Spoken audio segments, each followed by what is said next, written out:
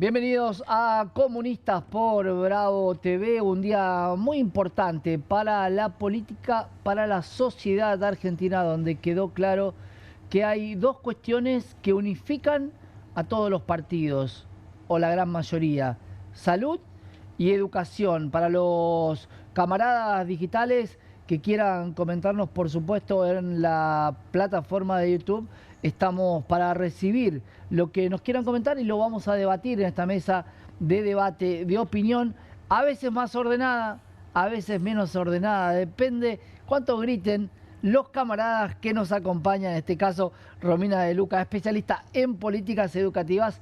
Un gran día para tenerte, Romina, bienvenida. No, gracias por la invitación y sí, bueno, un gran día y me parece que hay, resumen dos cuestiones, lo que vos decís, o sea, bueno, la defensa de la educación y de salud, y también cómo se va agudizando la crisis del gobierno, ¿no? De alguna manera. Y para entender si hay una crisis en el gobierno, que todos creemos que sí, que se manifestó en las urnas en la provincia de Buenos Aires, tenemos a Matías González, politólogo, y te abro ese debate, Matías.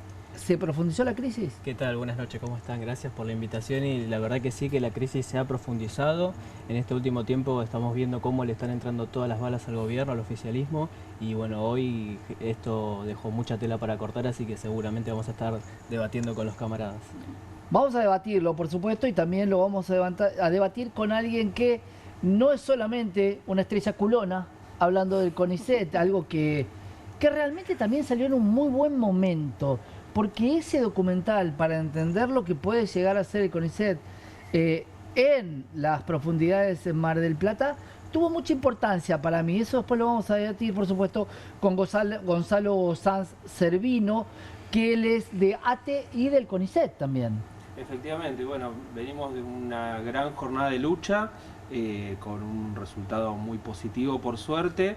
Desde CONICET la tomamos como propia, no solo porque somos parte del sistema universitario, del sistema de salud también, donde hay muchos investigadores de CONICET, sino también porque, y estamos expectantes por eso, todavía está sesionando la Cámara de Diputados y hoy se tiene que tratar la ley de emergencia del Sistema Nacional de Ciencia, Tecnología e Innovación, así que bueno, esperando que también tengamos un resultado positivo en ese sentido. Claro, tenemos que estar conectados con que diputados siguen sesionando, porque había una muy amplia lista de cuestiones. Al inicio se planteó dejar en claro estos dos temas a resolver rápidamente, porque parte de la marcha también estaba atada a ese resultado. Vamos a hablar con Marina Biasi, también legisladora porteña del FITU, que estuviste adentro y afuera. Exactamente, buenas noches, un gustazo estar con ustedes y bueno, hoy efectivamente para muchos de nosotros es un día feliz porque le dimos un golpe a una política de destrucción de la universidad pública, de destrucción de la salud pública y bueno, como decía Gonzalo, esperamos que se avance en una agenda porque el Parlamento todavía está funcionando.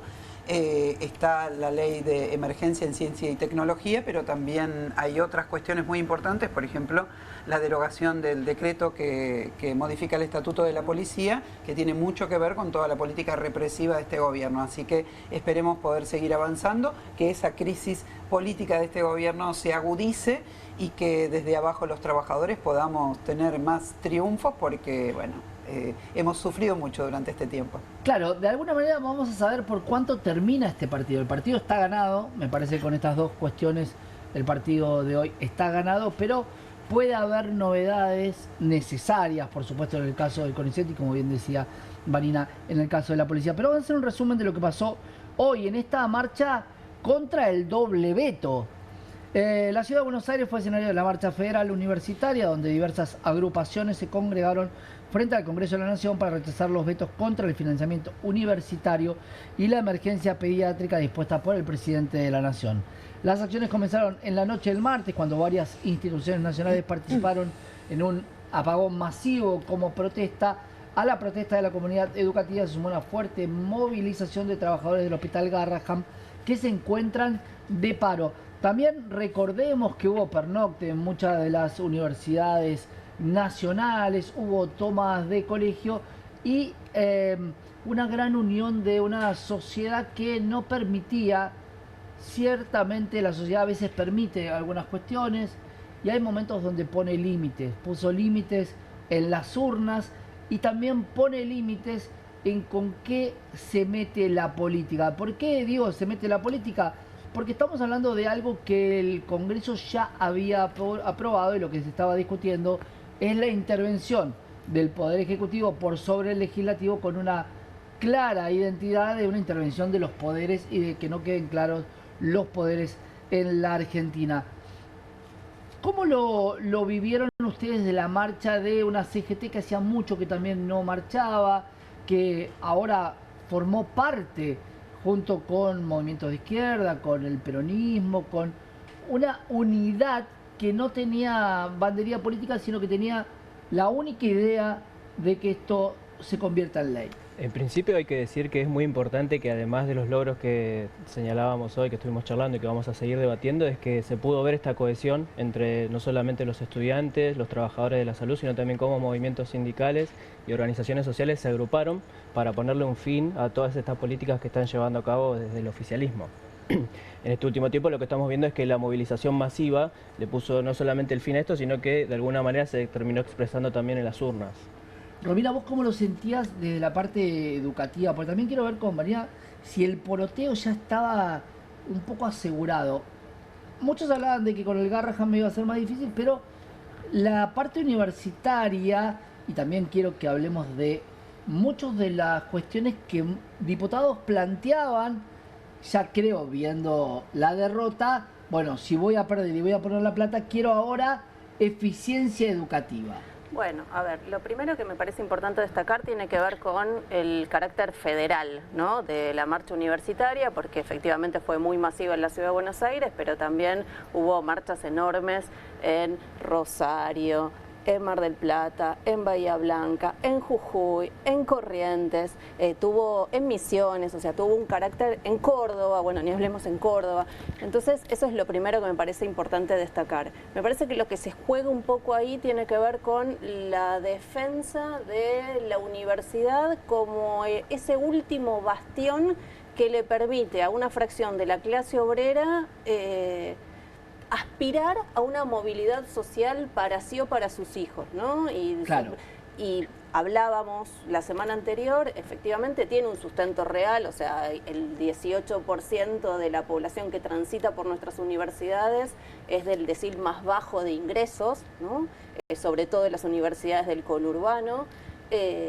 Y entonces eso se expresa en el carácter masivo que tiene la movilización. De abril para acá podemos decir que esta movilización fue muy importante.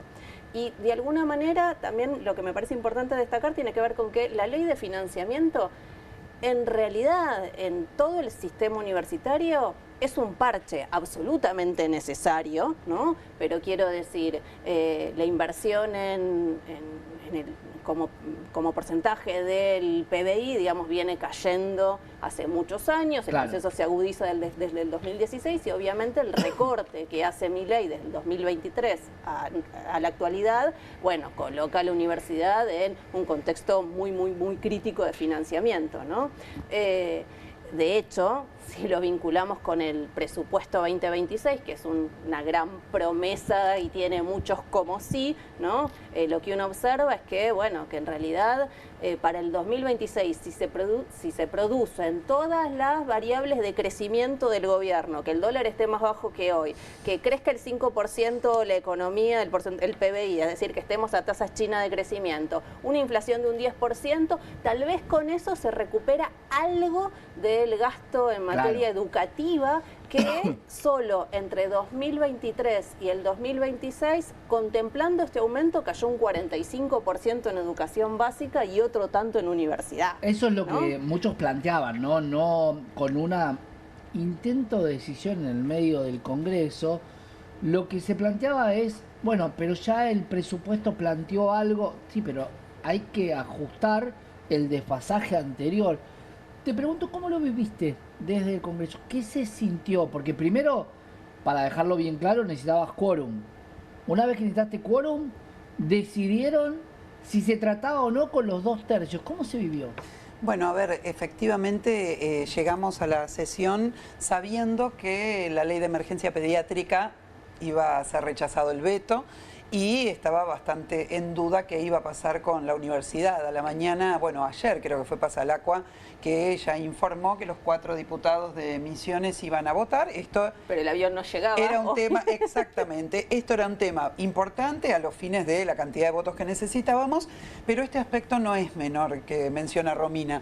Realmente la palabra no vendría a ser un valor muy importante en la política argentina gobernante y bueno, luego aparece la plata y finalmente algunos que dicen en los pasillos, por ejemplo, había un diputado de Santa Cruz que decía que iba a votar para rechazar los vetos y finalmente no lo hizo. Ayer apareció plata, 12.500 millones de pesos que fueron a parar a las arcas de 4 provincias, materia de ATN, lo cual es una miseria absolutamente espantosa, digamos, incluso para aquel que se dispone a comprar votos, vamos a decirlo de esta manera. Claro, una de las barato. provincias fue Misiones, sí, pero digamos Esa que del fue la otro duda, lado- ¿no? De que Misiones había reclamado una emergencia hídrica y que por eso tenían esta partida que venía de momentos anteriores, según lo que decía, por supuesto, el vocero presidencial el día posterior. Sí, lo que pasa es que no nos tenemos que acostumbrar a esta política extorsiva en donde vos me das de acá, yo te doy de allá. Claro. Realmente creo que tenemos que impugnar una lógica, que es la lógica de la coima, digamos, las cosas como son, está instalado en la política argentina, que una diputada o una senadora vota de tal manera de acuerdo a que le prometen como embajada, el otro, etcétera, la coima. Pero fue una votación importante, creo yo, primero por lo que acaba de señalar Romina, se movilizó todo el país. Todo el país está consustanciado con lo que ocurre en el Hospital Garrahan y lo que está ocurriendo con las universidades nacionales, que tiene este valor para una gran parte de la población trabajadora. Las universidades públicas son un ámbito al que muchas de nuestras familias aspiran que lleguemos para finalmente poder tener otro destino de vida y Claro. los que gobiernan este país hace muchos años que no nos permiten eso. Pero también hay una agenda que es muy importante y tiene que ver con la crisis del gobierno. Definitivamente yo les quiero decir una cosa. Ayer le dieron 12.500 millones de pesos a estas 4 provincias, pero también recortaron el financiamiento universitario en 40.000 millones de pesos. O sea, el presupuesto es uno, tiene que ir bajando con un ritmo determinado. Ayer nos bajaron 40.000 millones de pesos a las universidades nacionales. Y tampoco bajaron a las provincias, una miseria, porque para lo que es el presupuesto de obra pública es miserable, que representa 130.000 millones de pesos que no fueron a parar a las provincias en materia de obra pública. Entonces quiero decir también mostrar que este es un gobierno muy atado a su programa, que es el de beneficiar a ciertos sectores capitalistas y a fundamentalmente responder a lo que quiere el Fondo Monetario Internacional. Más allá que no lo haga, vamos a decir, cumpliendo a rajatabla lo que dice la letra del acuerdo con el Fondo Monetario, lo que está presente en el presupuesto que han presentado para el 2026, estuvo presente en el presupuesto que habían presentado para este año, etcétera, es el tema de que acá lo único que importa es pagar la deuda y todo lo demás está relegado. Lo último que digo, Sí. yo soy trabajadora universitaria. Acá no está habiendo un aumento presupuestario para las universidades nacionales. Recién Romina lo explicaba en cifras, pero quiero ser clara porque ellos también logran instalar relatos, vamos a decir. Acá se le sacó la plata del bolsillo a trabajadores docentes y no docentes de las universidades nacionales y esa plata se utilizó para mentir al respecto de un aumento de los gastos en funcionamiento de las universidades nacionales que no son tales. ¿Por qué no son tales? Porque si bien siguieron un ritmo que tuvo que ver con la inflación, yo les recuerdo que las universidades nacionales gastan muchísimo, o ahora están gastando muchísimo en servicios, por ejemplo, algo que no pasaba o no ocurría en el pasado, y por lo tanto los gastos en funcionamiento dejaron de ser comprar una pipeta para que funcione un laboratorio en la Facultad de Medicina, vamos a pagar la luz. Entonces, presión, ojo claro. con lo que está ocurriendo también con la distribución presupuestaria dentro de la universidad, ¿no? Ahí me Sí. quiero quedar, y ya les dejo con el tema, Gonzalo, de qué pasa con mucha gente que se fue del estatal, 10.000 caso Garrahan. 10.000 docentes universitarios en todo el país Claro, renunciaron. Esa renuncia y los 300 empleados del Garrahan terminan en el privado. Quiere decir que la excelencia educativa, todo lo que vos planteaste, como si fuera una empresa, tu capacidad de trabajo, todo lo que vos preparaste, ¿puede volver o no? ¿O la distorsión es muy grande y quien se fue al privado ya se va a quedar el privado. Bueno, lo vemos también en CONICET. Claro. En CONICET se dan dos fenómenos, porque el tema de las renuncias de CONICET perdió en los últimos 2 años 1.700 puestos de trabajo. Una parte tiene que ver con despidos, otra parte tiene que ver con los recortes que hubo en becas, en ingresos, que en muchos casos las becas son para la continuidad laboral de becarios que vienen de años anteriores. Pero también estamos viendo con preocupación el aumento de las renuncias. Las renuncias aumentaron en CONICET en 2024 un 33% respecto del año anterior y este año van a volver a aumentar. Cuando tengamos los datos oficiales vamos a ver que vuelven a aumentar y ahí tenemos el fenómeno de muchos trabajadores en el sector administrativo. Es un sector muy golpeado por los bajos salarios, sin los cuales se cae el CONICET. O sea, el CONICET deja de funcionar, tiene una planta administrativa muy chica que se están yendo porque con los salarios que tienen que elegir si pagan la comida, la sube o el alquiler. Claro. No alcanza para las tres cosas. Vamos a reforzar con un tape del decano de la Universidad Tecnológica Nacional, de la UTN. Vamos a escuchar qué decía y te doy la palabra, Matías. De la Facultad de Ciencias Exactas de la UBA, o sea, yo como te conozco por ahí, viste, como uno cuando tiene a alguien cerca le parece algo más natural, pero es un cargo muy grosso. Sí, somos un país con una tradición. Están formándose. Cuando digo jóvenes, hablo de gente que ya tiene entre 5 y 10 años de antigüedad como docente en la facultad, pero que en general trabajan en la industria y vienen luego del trabajo a compartir su conocimiento. Y la verdad que esto es lo que nos duele realmente porque es una pérdida muy difícil de superar. Y eso en el comparativo hacia atrás, que es un récord que se está dando puntualmente ahora con este tipo de políticas. Sí, esto el récord se dio este año, pero esto sucede por lo menos en lo que yo tengo conocimiento en toda la UTN. Obviamente tenemos relación con otras universidades, les está pasando algo similar, porque sencillamente está claro que alguien que tiene 1 o 2 dedicaciones simples no vive de la docencia, pero tiene una vocación de compartir conocimiento. El problema es que no les está alcanzando ni siquiera para su... Escuchábamos con Lautaro Maslina, Guillermo Oliveto, titular de la UTN, y esto que se plantea como una preocupación, y hablo del juego a cualquiera de los que me puedan explicar si vamos a volver al momento donde todos decíamos ese médico trabaja en el hospital público, así que es una eminencia, por más que también atienda de forma privada, si eso los vamos a ir perdiendo, tanto docentes como el tema de la salud.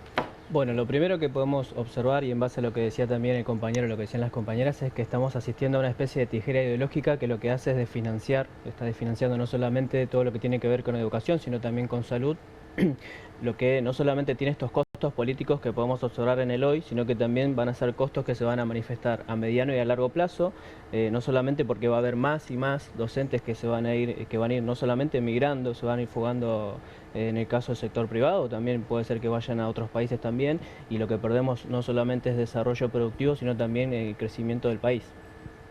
Y en segundo lugar, algo que también se puede observar, no solamente en el sector educativo en general, de que muchos docentes están hoy en día teniendo 2 o 3 trabajos para poder llegar a fin de mes. Y en muchos casos los trabajos nada tienen que ver con lo que ellos estudiaron. No, en CONICET tenemos el caso de investigadores que manejan Uber, que hacen trabajos changas de electricidad.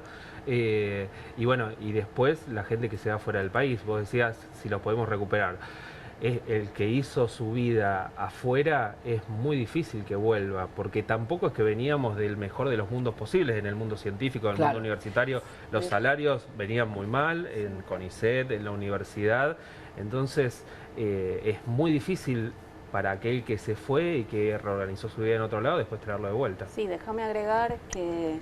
A ver, el 70% de la planta docente universitaria tiene dedicaciones simples, el máximo titular sin antigüedad cobra menos de 600.000 pesos y un ayudante de primera, que somos, digamos, una cantidad muy importante del cuerpo docente en general, menos de 200.000 pesos, ¿no? Entonces eso un poco te habla de la realidad salarial que tiene el conjunto de la docencia y por eso de la docencia universitaria, pero te diría que es la regla en todo el sistema educativo, por eso el pluriempleo pasa a ser la regla, ¿no? Claro. Y pensaba en términos de esto que planteaba antes Vanina, de las prioridades, ¿no? Si uno lee el presupuesto, muy claramente allí se dice, sí, que por desgravaciones impositivas de todo tipo, digamos, la Argentina como país va a perder un 1,38% del PBI. Y la ley de financiamiento universitario, sí, que Milei quiso vetar y que todavía tiene que pasar por senadores y que van a salir a instalar la campaña de que esto quiebra el país, de hecho lo dijeron varios de los diputados de La Libertad Avanza en la sesión, implica una inversión del 0,23 del PBI, ¿no? Y pensaba también, con lo cual, mirá la relación entre, ¿no?, lo que le dejan de cobrar, digamos, en impuestos a los empresarios, la burguesía, decimos los camaradas, ¿no?, en relación a lo que es sostener el sistema universitario y la educación del conjunto de la población, porque además ese proceso...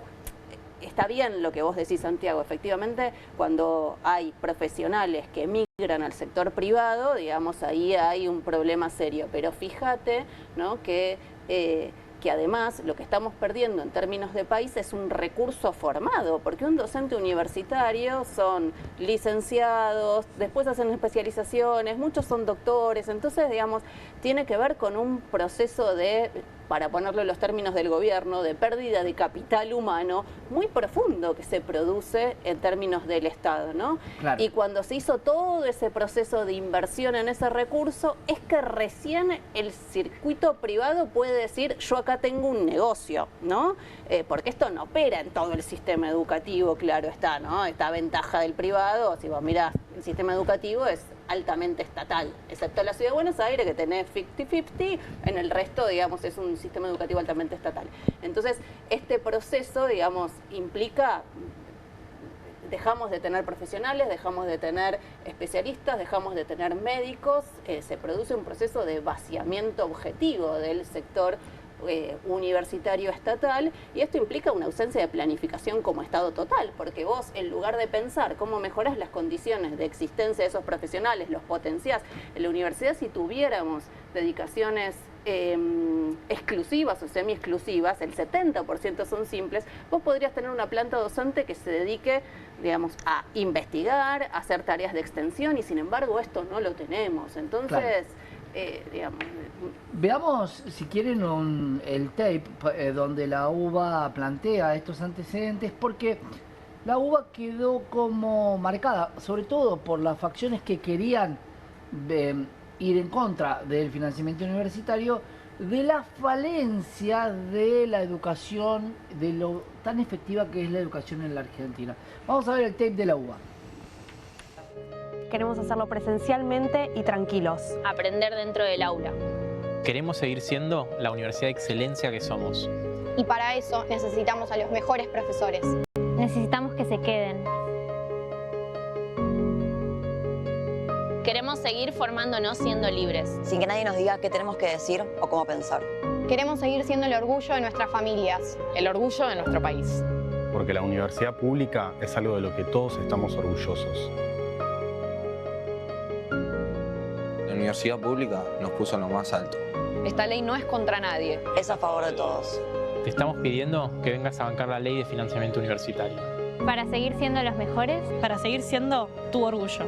Porque universidad pública somos todos.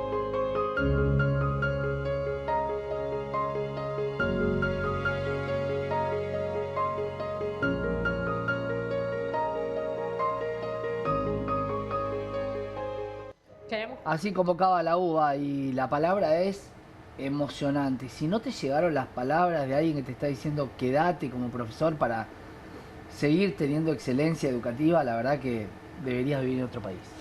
Vos tenés que ver hasta qué punto dentro de la Universidad de Buenos Aires, que es la que yo más conozco, aunque conozco otras universidades nacionales, hay todo un sector que vive fundamentalmente del negocio privado, pero mantiene sus cargos dentro de la Universidad de Buenos Aires por el prestigio que significa ser titular de cátedra en la Facultad de Medicina de la Universidad de Buenos Aires, etcétera. Sin lugar a dudas, eso es una construcción de mucho tiempo y eso. Ahora, tenemos una dirigencia dentro de las universidades nacionales que está muy entrelazada con los gobiernos responsables de estos ajustes. Y esto me parece que también es importante marcarlo. Hemos tenido una jornada en unidad muy importante, así es la vida y así es la política, pero dentro de las universidades está muy entrelazado. Quiero darles un ejemplo para que tengan una idea de lo que ocurre. Yo hace 30 años que trabajo en la Universidad de Buenos Aires. Soy delegada de mi lugar de trabajo hace muchos años, me encargo de los temas que tienen que ver con afrontar las cuestiones de la obra social de DOSUBA, que es la obra social de la Universidad de Buenos Aires. Romina se ríe, después charlamos. Entonces, ¿qué es lo que ocurre con esto? Pocas quejas en DOSUBA, muy pocas quejas de DOSUBA. Bueno, porque no usan porque no saben lo que es DOSUBA, porque yo que uso DOSUBA, te digo, te quedas sin cartilla, te cobran coseguro para cualquier cosa. Son 30 años de un deterioro muy importante de toda la universidad pública y particularmente de la obra social, que tiene que ver con una dinámica en nuestro país, no es exclusivo de la Universidad de Buenos Aires, de un crecimiento brutal de todo lo que son los gastos en salud y compañía, que tiene que ver con la lógica capitalista de la salud. Pero yo quería referir a esto. Las autoridades históricas de la universidad, de la obra social, de los docentes y los no docentes, hoy están ocupando el lugar de dirección nacional del PAMI. Son los que van y le recortan los medicamentos al PAMI. Esa conducción del PAMI nacional que le recortan los medicamentos, el señor Zamparolo, el señor Leguízamo. Zamparolo era el director de mi obra social, de nuestra obra social. Están en el PAMI nacional recortando medicamentos, quitándole posibilidades a la gente y haciendo unos negociados que ni te explico, porque los contratos se dirigen, se hacen a nivel nacional en el PAMI. Quiero decir, los contratos desde Jujuy hasta Ushuaia se hacen en el PAMI nacional. Después, las cajas provinciales del PAMI tienen otras dinámicas que ya están viendo lo que estallan todos los chanchullos que hacen. Entonces, esta es la Universidad de Buenos Aires también. Adentro de nuestra universidad están los que han atentado contra esta universidad también. Y hoy, digamos, miran para otro lado, hacen discursos bonitos, etcétera, pero no están diciendo realmente esto que estamos contando al respecto de nuestra realidad salarial, de lo que pasa con los negocios dentro de la universidad. Cuando un vicerrector le responde con justicia a un ataque diciendo este es el salario real del vicerrector de la Universidad de Buenos Aires, que es una realidad, lo que mostró Jacobiti era su salario. Exactamente lo que tenemos que salir a decir es que hay otros que han hecho otros negocios con otras cuestiones de la universidad que no tiene que ver con el salario. Los negocios de la universidad no pasan por el salario, pasan por las contrataciones directas de los hospitales universitarios, pasan por la compra directa de los medicamentos, los negocios con los laboratorios, los posgrados carísimos que tienen algunas. Entonces, ¿por qué quiero decir esto? Porque obviamente no es que un día vino un desquiciado como Milei, nos sopló y se destruyó el sistema universitario nacional, sino que adentro de nuestro sistema anidan sectores que son cómplices de la política de Javier Milei, que lo han sido y que hoy están dispuestos a hacerlo. Porque mi salario se redujo un 40% entre noviembre del 2023 y ahora, y no salieron a decir el año pasado cuando el gobierno decía, les aumenté los gastos en funcionamiento, lo estás haciendo con el salario de los docentes y no docentes. Salieron a decir, muy bien, el gobierno que aumentó los gastos en funcionamiento, se lo reconocemos. Y de hecho esto lo digo porque esto es un debate dentro de la universidad. Y que hoy hayamos marchado juntos también es la fuerza de la verdad que está de nuestro lado, la razón que está de nuestro lado, pero para que todos sepan lo que está ocurriendo en el sistema universitario argentino, hay que mirar también lo que tenemos dentro. Radicalismo, peronismo, macrismo, mileísmo, todo también confluye dentro de la universidad y los negocios son realmente muy grandes. Lo último que les digo, el sistema de la Universidad de Buenos Aires, Universidad de Córdoba, La Plata, no solamente es sistema educativo, sino también que anida un gran sector del sistema asistencial de la Argentina. Así como el Hospital Garrahan hoy está en riesgo, tenemos un hospital de clínicas, que fue el hospital escuela más grande de América Latina, que es un hospital de excelencia impresionante y está desfinanciado, con jefes de cátedra que favorecen ese desfinanciamiento, porque si ustedes miran lo que pasa alrededor del hospital de clínica, ¿qué hay? Un enorme sector privado, que en la medida que el hospital de clínicas funcione bien, no funciona el sector privado. Y además el Hospital Clínica se autofinancia. Bueno, esto lo digo porque nosotros ahora vamos a tener, sin lugar a dudas, el rechazo al veto en el Senado, donde los números son mucho más fáciles, pero para que realmente tengamos el aumento salarial y el financiamiento que figura en la ley de emergencia, en la ley de financiamiento universitario, vamos a tener que hacer muchas marchas como esa que están mostrando ustedes en imágenes y vamos a tener que salir a pelear mucho más. Y va a ser la gran comunidad universitaria, docentes y no docentes, y sus autoridades, si nos ven muy activos, quizás alguna vez respondan. Claro. Vamos a escuchar qué decía una alumna de la facultad. Todo lo que se está pidiendo y que es un reclamo legítimo en muchos casos, se dé. ¿Vos te quedarías tranquila igualmente o ya vamos porque claramente no quieren que siga Milei al frente del gobierno? Mira, mientras garanticen el presupuesto que necesitan nuestras universidades para funcionar, nosotros podemos discutir. El problema es que eso no está sucediendo. Milei no convoca mesas de negociación. Igual no me contestaste. Igual no me contestaste. La pregunta es concreta. Si vos pensás que estar tranquilo es dejar de discutir los problemas que... es un gobierno democrático, por supuesto. Eso no quita que voy a criticar las cosas que me parezcan que haya que criticar. Perfecto. Y discutir las cosas que haya que discutir. Y si vos estás planteando, de hecho, un Estado donde no hay ningún tipo de diálogo ni ningún tipo de negociación, jamás. Eso, no negocian con los docentes los salarios, no negocian con los estudiantes las becas Progresar. No lo digo por vos, digo en general, digo, si vos... ¿Para qué? Milei es incompatible con las universidades públicas. Este discurso berreta de los operadores mediáticos que nos vienen a querer imponer, de decir, ay no, si no querés que termine el gobierno sos golpista. No, querido.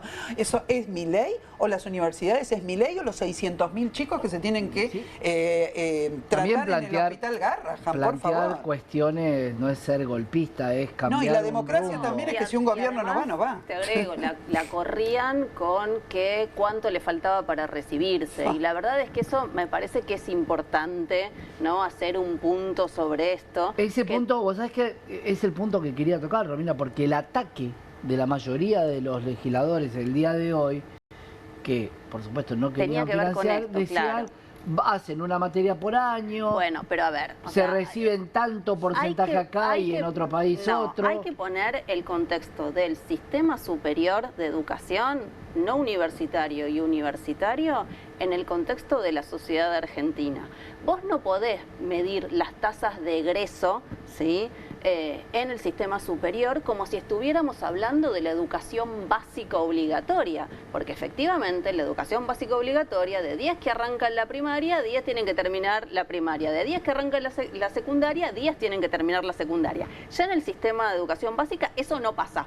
¿Sí? O sea, esto no ocurre ahora, pero lo específico del sistema de educación superior tiene que ver con que estamos hablando de una población que es adulta, que está transitando a su vida adulta, que tiene responsabilidades familiares, de cuidado, laborales, y entonces nosotros no podemos mirar la tasa de egreso como si efectivamente estuviéramos hablando del sistema de educación básico. Entonces, porque de quienes cursan el sistema superior, los estudios superiores en nuestro país, el 40% trabaja y un tercio de esos que trabajan jornada completa. Entonces, si vos estudiar lo haces como tu hobby, en tu tiempo libre, es obvio que tu trayectoria educativa va a ser más larga. La pregunta que tendrían que hacerse los campeones de la eficiencia es, a nivel de la sociedad, ¿qué es mejor? Si tener en 15 años un médico que no tenerlo. Yo estoy convencida de que si no le voy a garantizar una beca que le permita dedicarse full time a estudiar y que esté liberado de la necesidad de trabajar, prefiero tener en 15 años un médico que no tenerlo. Bueno, ese es un punto, ¿no? Y el tema, ¿cuánto es el costo? Porque acá lo que estaba basado es, yo tengo una persona que le pago cuando va, porque si no va es lo mismo, si hace una materia y lo que consume será lo de una materia. No creo que tengas o puedas achicar mucho más la facultad o los recursos que tiene la facultad por aquellos que no terminan o que hacen una sola materia o que tardan más en recibirse en un país donde prácticamente hoy un joven vivir solo, estudiar y trabajar es imposible. Todo esto ha ido degradando, la situación material de los estudiantes se ha ido degradando con la degradación económica y social del país. O sea, cada vez cuando yo empecé a estudiar, la realidad de la gente que podía estudiar sin trabajar o trabajando part-time era bastante más extendida que hoy nuestros alumnos. Nuestros alumnos hoy, la inmensa mayoría trabaja y trabaja muchas horas, y el estudio es un esfuerzo enorme que tienen que hacer robándole horas al descanso, a la familia, y el gobierno no está proponiendo soluciones a eso. O sea, la solución es destruir todo lo poco que queda. Estamos hablando de una universidad donde el 70% de los docentes cobra una dedicación simple, que son 280.000 pesos. No Claro. es nada más que eso. Entonces, ¿qué más quieren ajustar? O sea, con 280.000 pesos una dedicación simple de cuántas horas, y con eso prácticamente no podés De 10 alquilar. Son 10 nada. horas, multiplicalo por 4, que es las 40 horas legalmente que podés trabajar, y tenés un salario que está 300.000 pesos o 200.000 pesos por debajo de la canasta de pobreza. No podés alquilar nada en la ciudad de Buenos Aires, porque para empezar a conversar, un dos ambientes en cualquier lugar está 500.000 pesos. Entonces digo, me parece que hay una escisión, ¿no?, de la de cuando se habla de la universidad, se habla de la tasa de egreso, se habla de la trayectoria de los estudiantes, una escisión de la realidad que es muy notable, ¿no? Lamentablemente lo que está sucediendo es que tenemos que asistir a ver videos como el de recién, no solamente en medios televisivos, sino también en las redes sociales, que son de alguna manera los operadores del gobierno, particularmente lo que hacen es sacar a todos sus trolls a tener o sostener estas mismas cosas que se escuchaban en el video, y bueno, lamentablemente eso no ayuda en nada. Pero lo bueno es que hoy se pudo ver en la marcha que de alguna manera la sociedad ya está empezando a decir basta, y con el correr del tiempo va a ser cada vez masivo. ¿Un ataque ideológico te pareció, Vanina, un ataque directo a la ideología por la remera, por los símbolos? De parte de los sí, de los periodistas, donde no había ningún tipo de empatía sobre lo que quería decir. Una marcha política, decían, como si no fuera una cuestión política. Efectivamente estamos discutiendo política pública. Ese es el punto también, ¿no? La instalación de un discurso berreta que trata de generar un ascendente ideológico sobre la sociedad. Entonces, si no egresaste, es la responsabilidad individual de aquel que no egresó. No hay una responsabilidad de los que gobernaron, precarizaron el trabajo, nos dejaron sin instrumentos, sin posibilidades. Eso no existe como discurso. Acá también lo mismo, digamos, es marcha política, no me digas. O sea, hemos llegado a un punto ya en el cual se vulgariza tanto la discusión que todo queda muy en el subsuelo de la discusión. Hoy dentro de la Cámara de Diputados, chicos, por favor, hay gente que está juzgando a una persona que atravesó su sistema universitario como pudo, desde el lugar de ser, no sé, las personas, diputados que hablaban con cucarachas en el oído, digamos, y se notaba cuando cortaban. Digo, eso no pasó hoy, pero con Santillán pasó en una de las sesiones del año pasado. Esa persona está siendo juzgada en Estados Unidos. Otra persona, Valverde, está siendo juzgada en Estados Unidos por narcotráfico. El otro que está al lado hacía campaña con el avión de Fred Machado, que es un narcotraficante que está en Estados Unidos en este momento detenido. Todos son cómplices del sistema que le roba al PAMI en cada una de las provincias. Ahí está sentado el diputado por Jujuy, que ¿sabés qué hizo? Se hizo cargo de la administración del PAMI de Jujuy y empezó a derivar todas las cosas a su clínica, porque forma parte de una familia que tiene una clínica privada en Jujuy. Entonces ahora todas las derivaciones del PAMI se hacen en esa clínica. Todo va para ahí. Esta es la calidad moral, material y personal de los diputados que se atreven a hablar sobre las personas que transitan el sistema universitario, ¿no? Tocabas el tema Jujuy, una provincia de frontera. Hoy se discriminaba cuando vos veías por redes, por supuesto, todos los discursos de los diputados. Cuando le tocó el diputado, planteaban que no era argentino, que no puede haber diputados de otro país, discriminándolos. Pero también se tocó el tema de los extranjeros en la universidad. Son el 5% de la claro, matrícula, pero los se extranjeros. se toma ese porcentaje de extranjeros como que cambiaría la ecuación. Muchas veces hay variables que no mueven, como dice la jerga, no te mueve la aguja, ese 5% de extranjeros, arancelarlos, porque también se habló nuevamente de los aranceles a las universidades. ¿Qué pasa con ese rubro? Es que ahí es a lo que voy. O sea, realmente, o sea, ni siquiera se toma... Somos Mythbuster, te digo, Romy, estamos tratando de derribar mitos, ¿no? Pero claro, es que ni siquiera se toman el trabajo, el esfuerzo de mirar los propios datos estadísticos que tienen a mano y que se supone que ellos recaban. Los extranjeros son menos del 5% de la matrícula de todas las universidades. Entonces, suponer que cobrarle un arancel a... No recuerdo ahora el número, pero creo que eran 200.000 personas. O sea que eso va a resolver, menos, creo que eran 100 y pico de mil. Que eso va a resolver la crisis presupuestaria que tienen las universidades. Realmente es un nivel de un argumento que no resiste que vos vayas a mirar dos números, porque en el circuito universitario hay casi 2,5 millones de estudiantes. Entonces pensar que te mueven el amperímetro ese 5%, es bueno, no te tomaste el trabajo ni siquiera de pensar el argumento. No, pero ¿puedo decir algo? Porque aparte es todo mentira. Voy a empezar por algo. Primero, el discurso original era vamos a cobrarle a los extranjeros no residentes. Como aparte de, miren, yo no terminé mi carrera universitaria. Realmente no terminé y tengo mi opinión al respecto de lo que es la academia y esas cosas, quiero decir, pero esta gente sí terminó, y los que opinan sí terminaron sus carreras universitarias. Entonces vinieron a mentirle al país diciéndole que había que cobrarle a los extranjeros no residentes porque ellos están abusando de nuestro sistema educativo. Eso es lo que quieren instalar en la sociedad. Punto número 1, no existe esa categoría. Claro. Las universidades nacionales no inscriben a una persona que no tiene el DNI de residencia permanente en la Argentina, ¿no? Punto número 1. Los que no son residentes, ¿de qué manera estudian en la Argentina? A partir de convenios de intercambio. Esto lo digo ya como trabajadora no docente que conozco el área de convenios internacionales de todas las facultades de la Universidad de Buenos Aires. ¿Qué hacen? Viene la Universidad de Colombia, dice yo te voy a mandar un estudiante de ciencia política, la carrera de ciencia política, vos me mandás otro. O los dos se ponen de acuerdo, entre los dos pagan $150 una cursada de 5 materias, porque ¿a qué viene alguien que está estudiando ciencia política en Colombia? A que opina que hay un cuerpo docente que con el cual le interesa estudiar.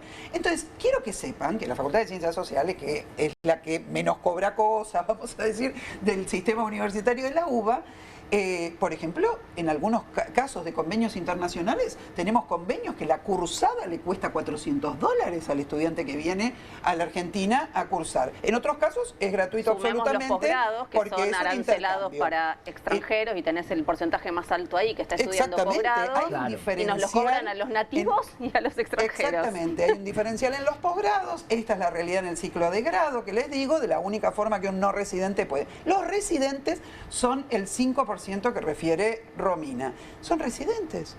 Son personas que son los que me atienden a mí después cuando se reciben. Claro. Que consumen, que trabajan en el país, que te atienden en una guardia. No cobran ni una guardia, no es que solamente no aportan nada. Una guardia. Claro, no es que solamente no aportan en términos económicos, sino que aparte son parte de nuestra sociedad, están totalmente integrados, pagan sus impuestos, etcétera. Entonces, este intento de arancelar a partir de demonizar la existencia de un extranjero, bueno, es una forma, otra vez, de instalar una ideología reaccionaria en la población, en un primer lugar, y en segundo lugar también establecer un criterio para habilitar el arancelamiento. Y es difícil de entender, ¿no? Porque un proteccionismo tan extremo para las universidades y un cero proteccionismo para la industria nacional, a nivel de la liberalidad que quiere tener el gobierno. Es proteccionista con las universidades y los extranjeros, sin embargo, cada argentino hoy es un gran importador a través de plataformas chinas. Sí, la cuestión es que estamos viendo también una doble moral que ellos están planteando. Para algunas cosas, las cosas están bien, o sea, podemos avanzar en ciertos temas y porque los hacemos nosotros están bien. Si los hace la oposición no, los vamos a criticar, los vamos a castigar en redes sociales. Y tomando en cuenta lo que decían también los compañeros, es importante tener en cuenta que no solamente hay que apostar a la educación universitaria, sino que también hay que tener en cuenta que todo eso, ¿sí? Todas estas decisiones que buscan de alguna manera moderar fiscalmente los números, a largo plazo van a tener costos en lo que es desarrollo productivo, en lo que es desarrollo económico. Bueno, en ciencia, que se está ahora debatiendo la ley, en la ley de presupuesto que mandó el lunes Milei al Congreso, lo primero que pone es derogar la ley de financiamiento del Sistema Científico Nacional vigente.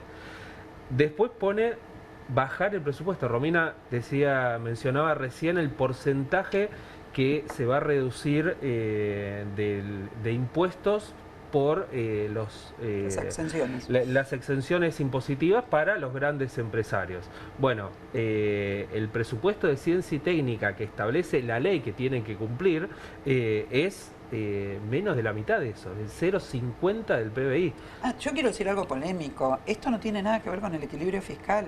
Ni bloquear el Garraham, ni bloquear la ley de financiamiento universitario tiene nada que ver con esto. Otra vez, importa el instrumento político que quieren utilizar. No es el único elemento que te desequilibra. Si justamente se llama equilibrio fiscal, que no te desequilibra, buscarás partidas o ganar más o obviamente que no hay, no está, porque toda la discusión fue de dónde se saca la plata.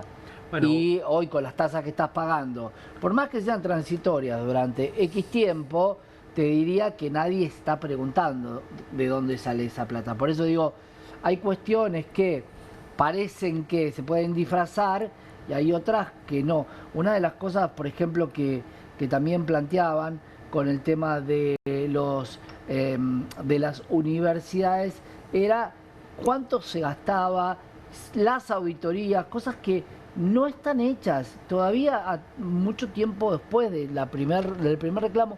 No hay una auditoría porque ninguno de nosotros se va a negar si hay un presupuesto excesivo en gasto de luz. Ahí tenemos, creo, los gastos del mantenimiento en Córdoba, a ver si tenemos la placa, donde uno con una auditoría y con la experiencia, vos misma, Vanina, con la experiencia de la facultad, cuánto se puede gastar y que no haya algo que empezamos a escuchar que tiene que ver con sobreprecios. Pero el 90% del presupuesto es salario. Universitario se gasta en salario, claro. Con lo cual, a ver, o sea, y esos son datos que tiene el mismo ministerio, que es quien nos paga los salarios. Pero Karina Coimera aparte no va a poder, o sea, quiero decir, a una persona que se queda con el 3%, que sigue libre y se queda con el 3% de un presupuesto que estaba destinado para la discapacidad, o sea, ¿quién va a auditar? Sigue Libra, no sigue Libra, la AGN, sigue Libra. Pero yo les voy a decir una cosa, la AGN no tiene las autoridades designadas. Entonces tienen una interna brutal, dijeron, se la pasaron hablando de la auditoría y la AGN, que es la auditoría externa de las universidades nacionales, todavía no tiene las autoridades nombradas. ¿Se acuerdan de las auditorías cada vez que discutimos presupuesto? Cada vez que nos movilizamos presupuesto, ¿se acuerdan por las auditorías que ellos los salarios de las autoridades? Claro, pero la sala AGN está a cargo de la oposición, entonces tuviste mucho tiempo para hacer auditorías en tanto que se está criticando. Vamos a ver el tape que decían sobre el mantenimiento en Córdoba. Considerandos del decreto por el cual se dispone el veto, plantea que hay una diferencia de los aumentos otorgados respecto de la inflación que requeriría hacer un incremento que ellos dicen no lo pueden solventar del orden del 40%. Correcto. Y por supuesto también hay un deterioro en las partidas para becas, en las partidas para gastos de funcionamiento. Hemos tenido que afrontar crecimientos en algunos rubros, por ejemplo en nuestra universidad particularmente, el crecimiento del costo de la energía eléctrica, el crecimiento de los gastos de seguridad, prácticamente se llevan el 70% de lo que percibimos como partidas para gastos de funcionamiento. Con el resto, más recursos propios que genera la universidad, tenemos que solventar otras actividades, los gastos de las facultades, la actividad de ciencia, que también ha sufrido recortes muy significativos, bueno, toda la actividad extensionista, todo lo que no tenga que ver con salarios, que sabemos representan el 90% del presupuesto que recibimos del Estado Nacional, bueno, tiene que ser solventado con esas partidas para gastos de funcionamiento. Vamos a ver después qué pasa con los salarios mínimos, pero me quiero quedar con una cosa y quiero abrir el juego a esto. Algunos dirán que no, otros dirán que sí. El veto presidencial es un desconocimiento del Congreso. Pero ¿qué pasa si hubiera existido un veto parcial con la decisión de este 4,8? ¿Sí? Por más que no alcanzara el 7,3, ¿hubiese sido diferente o no? Porque es un presidente diciendo, no es su estilo, está claro, no voy a vetar total, me parece que puedo dar hasta 4,8 y como plantearon hoy a último momento, retrotraerlo a hoy. ¿Hubiera sido diferente?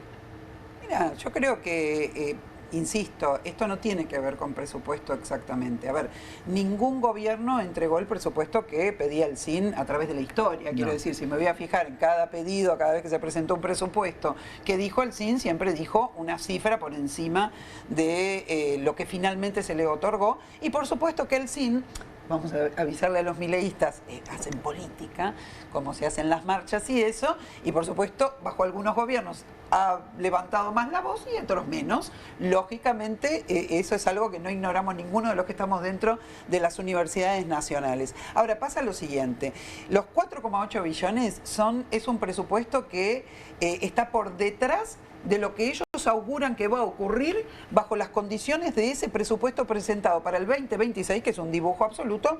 Insisto, no es patrimonio de Milei dibujar presupuestos, lo hacen todos los gobiernos. Entonces, acá pasa lo siguiente, es la sustanciación de lo que es el presupuesto ejecutado de este año, y vos se supone que le tenés que aumentar el 10%, que es el 10% que figura de inflación en el presupuesto para el año 2026.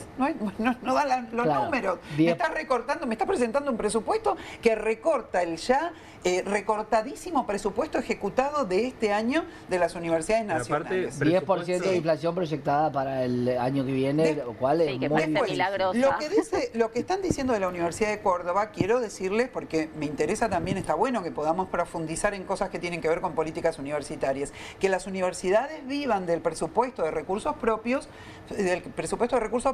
es un desvío al respecto de cuestiones que tienen que ver con la investigación, con la educación, etcétera. Si yo no tengo presupuesto genuino, entonces va a pasar lo que pasa en la Facultad de Ingeniería, que Techín dirige y dice qué se investiga, qué se deja de investigar, y eso es la Facultad de Ingeniería. Perder la independencia. Es la Facultad de Ingeniería de la Universidad de Buenos Aires mucho antes de que existiera Milei en esta vida.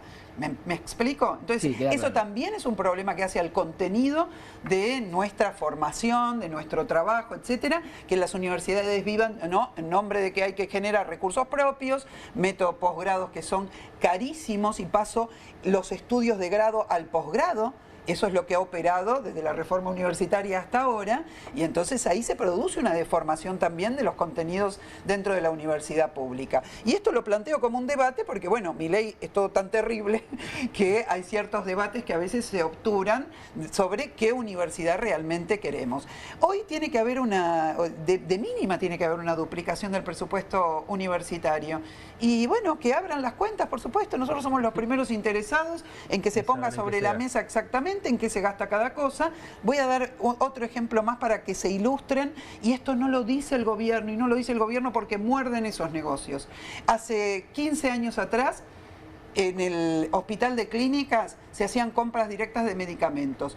Cuando se decretan las emergencias, se le da vía libre a quienes administran los presupuestos para que hagan lo que quieran. Se decretaron emergencias en el medio, las compras directas crecieron un 500%. Ahí tenés negociados que vos tenés que evitar, que achicar, etcétera. Pero sobre esas cosas, los señores de Milei no dicen nada, porque ¿cómo muerden ellos? Con compras directas, con este tipo de contrataciones y con manipulación de licitaciones. Entonces, sobre eso no hablan. Por eso creo que hay que desnudar un poco cuál es la verdad, cómo se defiende a las universidades públicas, y obviamente las universidades públicas no se las defiende negando que el único que les ha hecho mal no es Milei, pero al mismo tiempo también mostrar que hay una confluencia de intereses entre Milei y muchos otros. Sin duda, pero creo, Vanina, que si alguien atentó, por lo menos desde la retórica o de lo que decía, contra la universidad pública, gratuita y de calidad,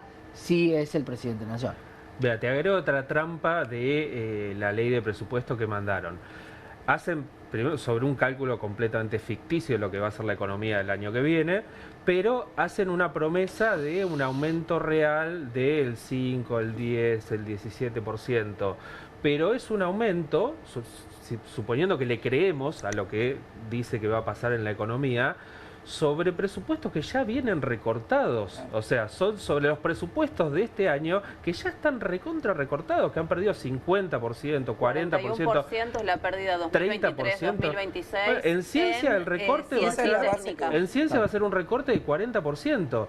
Y sobre presupuestos además, o sea, un recorte de un presupuesto 2023 que no era el mejor. Los docentes universitarios, los científicos de CONICET, no cobramos millones en 2023. Sobre eso están recortando y ahora prometen este supuesto aumento que no va a ser tal.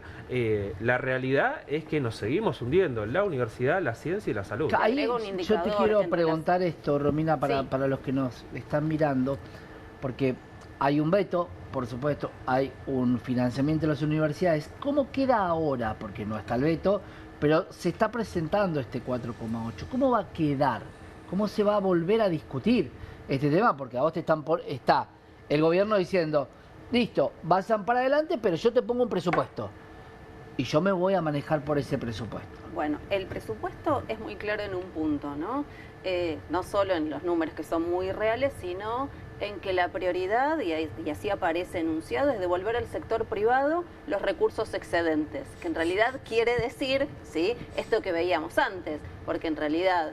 y además el otro punto que aparece muy claro en el presupuesto y que me parece que es lo que van a usar para efectivamente no ejecutar la ley de financiamiento, entonces, digamos, nos vamos a manejar con este aumento del 10%, es decir, caída del presupuesto del 40-45% en educación o en ciencia y técnica, que tiene que ver con que, para asegurar una partida, y esto aparece también, digamos, en los considerandos de la ley, cualquier partida que se vaya a destinar tiene que decir de dónde van a provenir los fondos, con lo cual, digamos, lo que van a decir es no tengo plata, y en realidad ese no tengo plata, lo que hay que ver es, de nuevo, 1,38% del PBI es lo que calculan que en el 2025 Argentina dejó de percibir por desgravar impuestos.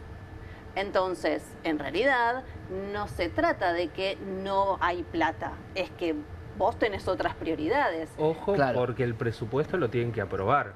Pero los 184 diputados y diputadas que hoy aprobaron la ley de financiamiento universitario van a aprobar eso va a ser mucho más difícil. Que deroga, por ejemplo, la Ley Nacional de Educación, que deroga la ley de financiamiento de ciencia y técnica. En relación a eso, ojo, porque dentro de tuvimos 2 victorias hoy, pero lo que no se logró aprobar es que limitaran el poder de los DNU, de gobernar por DNU, de Milei. Claro. Entonces, digo, ¿no? Vos me decís, ¿cómo va a seguir la ley de financiamiento? Y la verdad, por otra vía, van a sacar otro decreto, no lo van a ejecutar, van a decir no tengo las partidas, dígame dónde recorto. Eso es lo que decía Romina, es como, vamos a poner un ejemplo muy burdo, ¿no? Pero como aquel que le hacen un juicio y antes de tener que pagar se declara insolvente o busca un testaferro. ¿Fue esto lo que hizo Milei? Meter el presupuesto sabiendo que tenía veto sobre estas dos, que la Argentina no se iba a bancar que toque salud y educación, y ahora dice, a mí me aprobaron el presupuesto, señores, 4.8, sigan haciendo marchas. Obviamente va a haber más marchas, pero es peor. ¿No es ley de leyes el presupuesto? Es peor, porque el argumento que quiere instalar el gobierno es que en realidad para 2026 aumentó el presupuesto en materia educativa, en asistencia social, para ciencia y técnica, y de nuevo, cuando vos contraponés esa realidad, que además, digamos, es de nuevo, ¿no?, sobre la base de un dólar más barato que el que tenemos hoy, 200 pesos, más un 10% de inflación, es decir, digamos, bueno, que va a crecer 20% el consumo, digo, y hoy se publicaron los datos de que, digamos, el consumo está de caída. Índice de precios mayoristas del último mes dio 3,1, y que si no se traslada al consumo, tiene que ver con la caída del consumo, y además en el segundo trimestre del año el PBI se contrajo un 1,1%. Claro. En ese escenario, entonces, todo esto que quiere argumentar ideológicamente el gobierno como, bueno, esto es escuché lo que pasó, digamos, en las elecciones bonaerenses, en realidad no resiste el más mínimo análisis. Pero entonces coincidís con una crueldad mayor, algo más maquiavélico, de decir, para mí son manotazos de ahogado. El presupuesto realidad, hoy depende de la crisis política. O sea, hay que ver si pueden aprobar La crisis política y económica no la va a poder evitar por un veto o 2 vetos. Hoy estaba 1.570 pesos el dólar cripto, que es una referencia, digamos, de donde, o sea, el presupuesto es muy dibujado. El Banco Central tuvo que vender 53 millones de dólares porque sí, el dólar lo vamos a ver. la banda. En realidad puso un techo de 100 millones de dólares y fueron rompiéndole el techo entre comillas. Mañana tendrá que poner otros 100 y en vez de 53 serán 40 o 70 u 80 y el día que ponga 100 y se lleve los 100 tendrá que poner 100 más. El tema es cómo llegamos hasta ahí. Vamos a ver qué pasaba con los salarios mínimos, Juli, que ahí tenías un tape interesante. Depende que, porque acá hay otra discusión. El mínimo es cuando recién empieza un profesor 250 pesos. Pero son 10 horas por semana. Claro, no es nada. Bueno, pero es no, bueno, está bueno, pero es muy bajo. Pero nosotros no negamos que es bajo. Nosotros no decimos que es bajo. Ese es el mínimo. Y después, algo más promedio que cerca de 1 millón. No, un profesor que tiene adjunto, que tiene 10 años de antigüedad y está de estar cerca de 1.300.000 pesos. Está cerca de un... Sí, sigue siendo. Es bajo. Estamos de acuerdo que no se puede vivir con eso, ¿no? Pero, a ver... No te estoy echando la... Nosotros lo admitimos, nosotros somos los primeros que decimos ya lo sé. Que los sueldos no son lo que quisiéramos. De mi facultad. 150.000 el mínimo. 250.000 con esas horas. Y 1.300.000 le planteaban el promedio. Bueno, claro. El punto es que hoy lo escuché varias veces más. Esto de sacamos 12 millones de personas de la pobreza. Hay que ver. Es instalar un relato. Y bueno, porque hay que ver cuánto se gasta, porque si vos tomás salario contra el otro año, lo ajustás por inflación, posiblemente te dé, pero si vos subiste todas las variables de gasto, hoy la incidencia de cualquier alquiler sobre este 1.300.000, estamos hablando de 50-60% de gasto de alquiler. De servicios y de alquileres. Y no es un salario promedio. El 70% de los docentes de las universidades nacionales tienen dedicaciones simples que son 250.000 pesos. No sé cómo hace promedio, pero eso no es un promedio. Y los sueldos más altos andan por ahí, por el 1.300.000. Que ese termina siendo uno de los motivos por qué en las elecciones provinciales muchas personas terminan quitándole el apoyo a Milei, que en su momento lo habían votado en 2023, y sobre todo teniendo en cuenta las denuncias que se fueron publicando a medida que pasaba el tiempo que corrían las elecciones, y todo lo que se está señalando, porque también cuando lleguemos al punto de hablar de lo que es la emergencia de alguna manera sanitaria en pediatría, se empezaron a salir a la luz algunas denuncias también de estos negociados que mencionaba también la compañera, que si se llegan a comprobar, las personas responsables van a tener que dar explicaciones en la justicia y van a tener que de alguna manera decir basta a esto. Nos metemos con el tema 2, si quieren, que es lo que pasó en el Congreso, este rechazo a la ley, al veto sobre la ley universitaria y la ley de salud de la emergencia pediátrica, porque fue sumamente emocionante. Empezó a la 1 del mediodía con muchos disertantes, algunos dignos de escuchar, otros vuelven a hablar de lo mismo. Yo creo que hay que proponer en el Congreso tratar de evitar la agresión al oponente, si no se distorsiona todo. La última oradora de La Libertad Avanza agrediendo directamente, pero alguien que, si bien fue quien pidió una moción para que no se debata, porque ya se había debatido de forma parlamentaria, sino que directamente se vote, finalmente no se decidió de esta manera, sino que hubo un cuarto intermedio. Los bloques decidieron votar primero para ver si se podía tratar cada uno de los temas por separado, debatir y votar cada uno de los temas por separado, buscando, por supuesto, 2/3. Pero ¿qué decía Miguel Ángel Pichetto en una disertación bastante ecuánime y acusando, quiero ver el tema con vos, de la privatización de reactores nucleares? No sé si lo vamos a ver en este tape, pero también lo quiero hablar y lo acusa directamente a Damián Reider. Escuchemos. Con diputados y diputadas de distintos bloques hay una actitud de mucha responsabilidad del recinto de tratar de resolver con la mayor celeridad el tratamiento de ambas insistencias, tanto Garrahan como universidades. Yo voy a hacer una moción de orden para abordar inmediatamente estos dos temas sin debate. Hemos debatido con profundidad y largamente ambos temas. Cada uno tiene una posición ya definida. me parece que este es uno de los temas en que para hacerlo el Congreso lo tiene que hacer con la mayor rapidez y mayor responsabilidad. Con diputados. Ese es el pedido de moción. Después, por supuesto, disertó el diputado Miguel Ángel Pichetto con una muy buena disertación, pero esto en algún momento, y por ahí más Vanina que estaba ahí presente, muchos pensaron que era dilatar un poco la idea de no ir directamente al votar o no tener un tratamiento de debatirlo y que sea algo muy rápido. Yo creo que mucho tenía que ver con la marcha, porque si vos tenías un resultado a las 2 de la tarde, no era lo mismo que tenerlo, muchos decían, hoy todavía siguen ahí, a la noche o a la madrugada.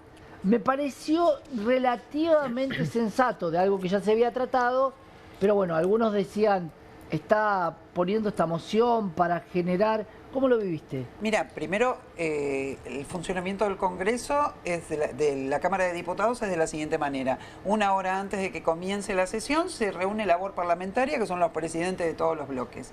Esa reunión se hizo. Él es presidente de un bloque. Pichetto es presidente del bloque. Pichetto no fue a la reunión. Viejo mañoso, hace 40 años que vive dentro del Congreso de la Nación. Entonces lo que hizo fue... Dijo que no fue, él dijo, no fui. Entonces, ¿qué pasó? Se acordó un esquema, los esquemas para tratar los temas, digamos, si vos cumplís reglamentariamente con lo que tiene que ser, bueno, las jornadas serían extensísimas, etcétera. Yo era todo un debate que tenía, no quiero decir con quién estaba aliada en ese debate porque es un oprobio, pero quiero decir, realmente no se puede sesionar 48 horas, 24, 36, realmente tendría que haber un sistema que permita, digamos, sesionar en horario que se corte, que la gente vaya a dormir, vuelva, etcétera. Bueno, no importa, no funciona así. Las sesiones funcionan sin quórum. La gente tiene que saber que mientras este hombre, bueno, cuando estaba hablando Pichetto no, porque recién empezaba, pero después cuando hablan todos, ninguno está dentro del pleno escuchando nada. Las sesiones funcionan sin quórum. Y yo, que como no docente trabajo en el Consejo Directivo de una facultad, o sea, tengo experiencia legislativa a partir de lo que es la experiencia legislativa universitaria, no tendría que funcionar nunca sin quórum. Pero vuelvo. Él lo que hace esa propuesta. Yo, conociendo cuál es el punto de vista político de Pichetto y compañía, creo que es un hombre que estaba tratando de desactivar un poco la importancia que tenía la movilización en esta votación, si me preguntas a mí.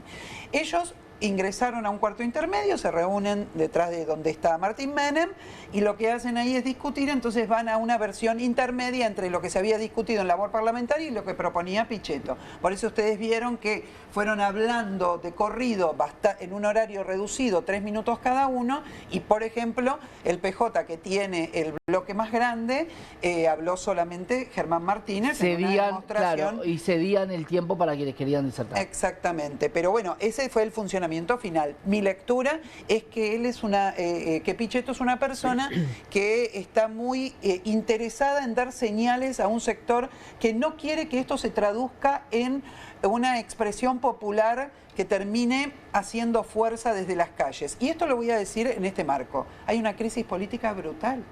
Sí. Y el bloque de Pichetto es uno de los que más discute, si se quiere, cuál es la sucesión a una crisis política que pueda terminar con Milei fuera del gobierno. Esto no es menor. Claro. Alguien que haya escuchado hace 48 horas lo que dijo Monzó, que es uno de los principales operadores del bloque de Pichetto, va a escuchar que se están preparando para una crisis política y que para que los empresarios de este país se queden tranquilos, que la crisis no se canaliza a través de la movilización popular. Esto es lo que está en la obsesión de quienes gobiernan. De hecho, le están probando el traje a varios, claro, ¿no? Exactamente. Longobardi le prueba el traje a Schiaretti, pero el traje de Schiaretti hay que esperar después del 10 de diciembre y estamos hablando que hoy está 1.570 el dólar cripto. Le prueban el traje a Monzó, que ha sido un hombre que fue presidente de la Cámara de Diputados y muy elogiado en esa función, y así podríamos seguir. Claro, entonces, ustedes plantean traje, yo digo así, se están poniendo los cortos, ¿no? De ese lado. todo, pero bueno, las mujeres dicen se ponen el traje. Sí, Mati dice. Sumando lo que decía ella, se ve una crisis política interna con una perlita que hubo al inicio cuando Moró tuvo que iniciar la sesión porque Menem no estaba, ¿sí? Ya había quórum suficiente para poder empezar la sesión. Menem se ausentó de alguna manera, hay muchas lecturas sobre eso, algunos dicen que estaba en el baño, otros dicen que no quería salir en la foto con el quórum y los otros dicen, que para mí es la lectura más acertada, que Menem ya perdió mucho poder político después de esta maniobra que se quiso hacer política para conseguir respaldo de los gobernadores. Lo cierto es que también se ve la crisis interna, no solamente al interior del oficialismo, sino también al interior del PRO. Seguramente ella fue testigo de cómo los Penato tuvo un intercambio muy... Bueno, Finocchiaro salió a chusear a su propio bloque diciendo, replicando de cómo deberían disponerse las bancas enfrentando a quienes estaban a favor y quienes estaban en contra. A la inglesa. A la inglesa, así quedaban los bandos claramente. Los bandos populistas de siempre. Pero eso iba a su propio bloque. Bueno, vamos a debatir sobre bloque partido, te diría, porque las disertaciones de diferentes dirigentes del PRO iban para el mismo lado en el sentido, pero en la idea iban totalmente dispares, cosa muy extraña. Vamos a hacer una pequeña pausa, nos vamos con el tape de lo que decía Romina, de quién terminó dando quórum y la alegría de cómo inicia este día tan importante generando el quórum con Cecilia Moró. Especial conforme al requerimiento efectuado en número reglamentario.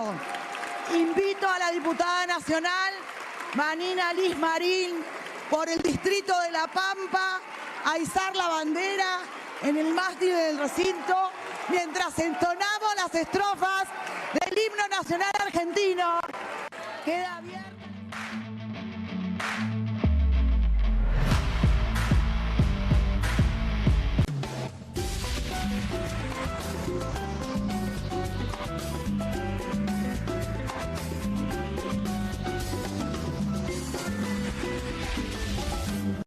Vamos a limpiar el aire.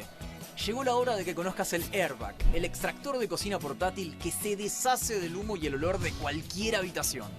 Airbag tiene la potencia de un extractor de cocina tradicional en un formato compacto que podés poner en cualquier lado sin instalación. El secreto del Airbag está en su escudo de 2 etapas con una pantalla de micromalla y un filtro de carbón activado que succiona el humo y el olor a grasa y luego los atrapa y limpia, ayudando a despejar el aire para que sientas la frescura en cualquier lado. Usalo sin pausa cerca de la cocina para un excelente control de humo y olores. Apoyalo al lado de la parrilla para que el humo no llegue a tus ojos. Mira, el humo de cocina deja un enchastre grasoso en todos los muebles. Eso no pasa con Airbag. Airbag es ideal para departamentos, habitaciones, casas rodantes y espacios pequeños, con 3 velocidades ajustables para acomodarse a tus necesidades. Y cuando lo terminas de usar, el Airbag se dobla fácilmente volviéndose compacto para guardarlo. Si lo encargas hoy, recibís el increíble y mejorado Airbag Deluxe con una manija para traslado y luz LED incorporada. Llegó la hora de que conozcas el Airbag, el extractor de cocina portátil que se deshace del humo y el olor de cualquier habitación. El mejor producto y al mejor precio. Pedí el tuyo ahora. Escanea el QR, ingresa a nuestra página web o llama al teléfono en pantalla. No demores más. Descubrí los productos más novedosos y exclusivos en tvcompras.com. No pierdas tiempo. Aprovecha esta oferta y obtén este fantástico producto de TV Compras. Llama ya. Arriba que llegan tarde. Arriba que llegan tarde. Arriba que llegan tarde. Hey, ¿aburrido de la rutina? Telecentro te trae todo el entretenimiento que querés en un solo lugar. Con el Deco 4K con tecnología Android TV tenés Disney Plus, HBO Max y Universal Plus y mucho más en tu tele de siempre. Tenés todo el entretenimiento y la mejor internet a este precio increíble. Telecentro, conectando con vos. QR, con la conducción de Paulo Caruso y gran equipo. La síntesis del día para un público que valora el periodismo crítico. QR, de lunes a viernes a las 22 por Bravo TV. Bienvenido a todo Latinoamérica. Caras TV llegó a DirecTV, el canal de las celebridades. Entretenimiento exclusivo las 24 horas del día. Más Caras, con la conducción de Héctor Maugeri. Red Carpet, Caras News, Caras Realeza, Caras Fashion, Caras TV. Llegó a DirecTV. Contenidos exclusivos para toda Latinoamérica. QR, con la conducción de Paulo Caruso y gran equipo. La síntesis del día para un público que valora el periodismo crítico. QR, de lunes a viernes a las 22 por Bravo TV. Bienvenido a todo Latinoamérica.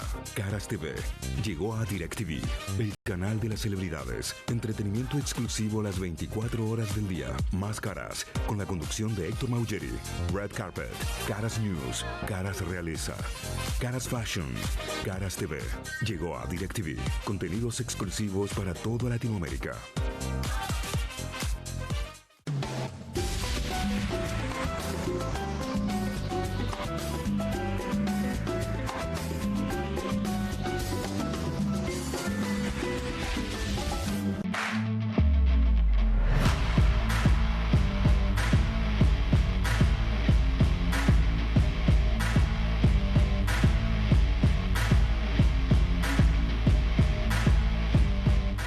Bien, continuamos en Comunistas, seguíamos debatiendo, pero ahora nos vamos a meter con el tema del día, porque por supuesto la rotura del techo, cuando Manuel Adorni el día anterior había dicho nunca llegó al techo de la banda, y también el ministro de Economía decía cuando el dólar valía por allá 1.200, comprar campeón si está barato. Bueno, eso es lo que está haciendo la gente. ¿Y por qué compra? Por una cuestión de desconfianza. El dólar mayorista tocó el techo de la banda cambiaria y el Banco Central tuvo que vender 53 millones de dólares. Claro, vender, no comprar, que es lo que debería estar haciendo el gobierno para acumular reservas de cara a los vencimientos de deuda, algo que Vanina no está tan de acuerdo, pero vencimientos de deuda al fin habrá que pagarlos en algún momento. El BCRA no cuando gobernemos nosotros. Ahí no se va a pagar. El BCRA no intervenía en el mercado de cambios desde abril del año pasado, cuando se levantó el cepo y se cerró el acuerdo con el Fondo Monetario Internacional. La cotización minorista terminó en 1.485 en el Banco Nación. De esta forma se materializó el esquema de bandas cambiarias, en el cual el BCRA no interviene mientras la cotización se mantiene dentro de las mismas, pero sí está autorizado a comprar dólares cuando llegue a la banda inferior. Saca las risas, por favor. O venderlas cuando lo hace a la banda superior, tal como ocurrió hoy. La banda inferior era el lugar donde el ministro de Economía pensaba comprar los dólares. La banda inferior hoy, a partir de esos 900, sigue bajando 1% mes a mes, decía el vocero presidencial, que era 1.473,10 la banda superior, y hoy tuvieron que colocar 100 millones de dólares en el techo para evitar que sobrepase ese precio. Y por supuesto, los dólares financieros, los que puede conseguir cualquiera que le sobre un mango más, tanto el MEP como el contado con liquidación, cercanos a los 1.500. Una particularidad, hay un portal que muestra siempre el dólar y desde hace unos 3-4 meses no mostraba más un indicador que el presidente de la Nación marcó varias veces en su discurso, que es el riesgo país. Volvió. No sabemos por qué volvió. 1.200 puntos. 1.260. La verdad que no sé por qué volvió en esa plataforma, porque está marcando un riesgo país precio agosto del año pasado. Y recordemos, dato anecdótico para la mesa, pero importante, la FED hoy, Jerome Powell, baja 25 puntos básicos la tasa de la FED y la va a bajar supuestamente 2 veces más antes de que se vaya, porque seguramente Jerome Powell dejará de ser el representante de la FED, sobre todo estando Donald Trump como presidente. ¿Por qué digo esto? Porque la idea del gobierno nacional es rolear deuda. Es cierto que en muchos países la deuda no se paga, se rolea. Pero como todo en cualquier economía, vos podés rolear una deuda siempre y cuando tenga una tasa razonable. Hoy la tasa de endeudamiento de la Argentina sería estos 1.620, 16,2, más una tasa de los bonos que tiene Estados Unidos, que es de un 4%. Estamos hablando, perdón, 12,6 de inflación, estamos hablando que se tendría que endeudar al 17%. Si se endeuda al 17%, es una locura. Piensen que querían ir al 500 puntos. ¿Por qué no se llega a 500 puntos? Bueno, no lo mide ninguno de esta mesa, lo mide la banca Morgan, y que está diciendo algo claro. Yo no voy a dibujar ese número porque si dibujo ese número, quienes invierten con ustedes, les estoy diciendo, no es tan riesgoso. Sin embargo, termina siendo riesgoso. Lo que me preocupa a mí, y quiero trasladárselos a ustedes, es que queda mucho tiempo e incertidumbre hasta octubre. Hoy se habló mucho de pérdida de confianza. ¿Es el denominador común que ven todos? Sí. Y mirá, queda mucho para octubre y hay que ver qué pasa en octubre y qué pasa después. Acá el problema no es solamente la incertidumbre cambiaria. Lo que está manifestando el riesgo país es la desconfianza de la banca internacional, del mundo financiero internacional, de que Argentina pueda pagar su deuda.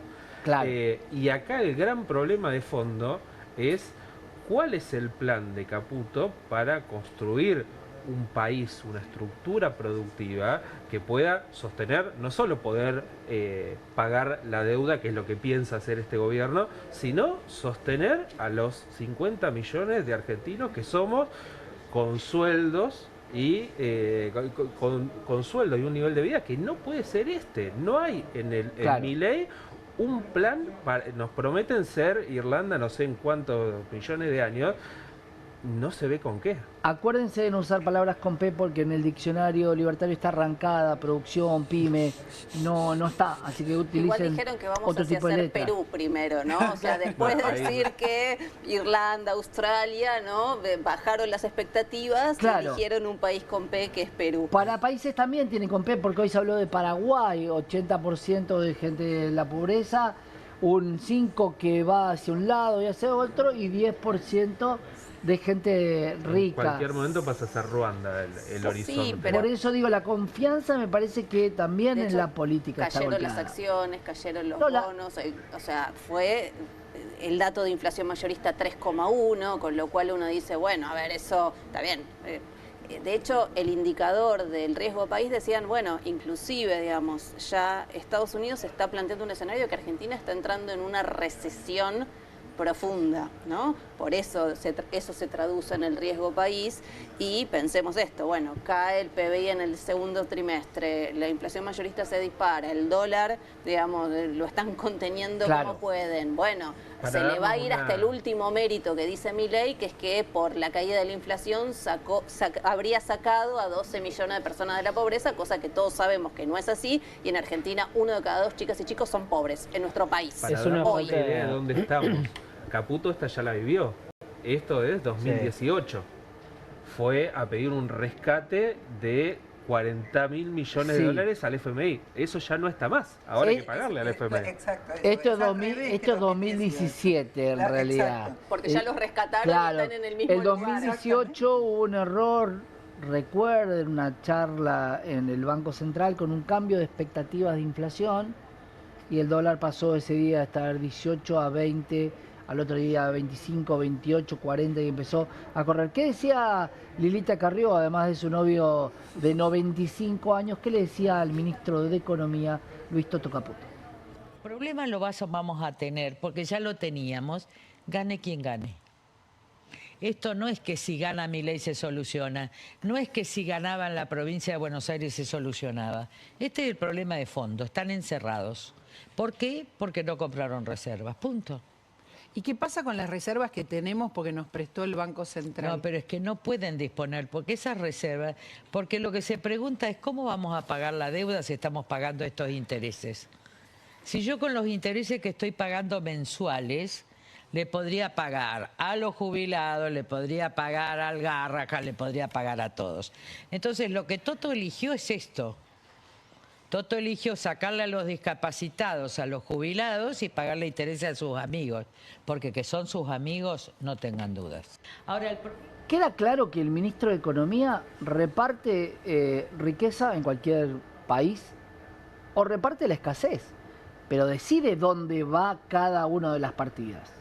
Sumando lo que decían los compañeros y sumando lo que decía Lilita también en el video, es que se repiten los personajes, se repite la situación, de hecho es mucho más grave lo que estamos viviendo ahora, es mucho más grave lo que se va a vivir, lo han reconocido los propios técnicos del FMI, personas que se han ido del FMI y personas que están actualmente que dicen que la deuda es impagable. No es casualidad que también Toto Caputo haya incluido en el presupuesto 2026 cláusulas para renegociarla.